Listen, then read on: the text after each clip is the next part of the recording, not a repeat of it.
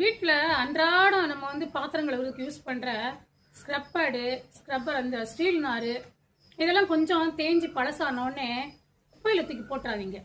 அதை நல்லா அலசிட்டு கிச்சனில் கீழே ஒரு இடத்துல ஓரமாக ஒரு டப்பாவில் போட்டு வச்சிட்டிங்கன்னா சிங்கை கழுவுறதுக்கு இந்த ஸ்டீல் நார் நல்லா அழுக்கு போகும். நீங்கள் என்னதான் ப்ரஷ்ஷெல்லாம் வச்சு தேய்ச்சா கூட மூளை முடுக்கெல்லாம் போகாது.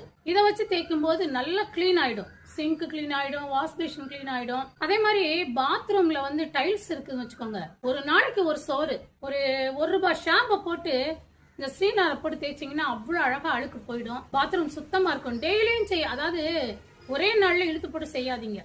ஒரு நாளைக்கு ஒரு சோறு, அடுத்த நாள் இன்னொரு சோறு, அப்படி செஞ்சுட்டே வாங்க. பாத்ரூம் கிளீனா இருக்கும், நமக்கு மனசு பீஸ்ஃபுல்லா இருக்கும். சுத்தமா இருக்கு நம்ம யூஸ் பண்ற இடம் அப்படின்னு நமக்கு மனசு மகிழ்ச்சியா இருக்கும். பெண்களுக்கு, ஆண்களும் செய்யலாம், தப்பு இல்லை. வீட்டில் ஆணும் பெண்ணும் சேர்ந்து ஒத்துழைச்சாதான் குடும்பம் நல்லா இருக்கும்.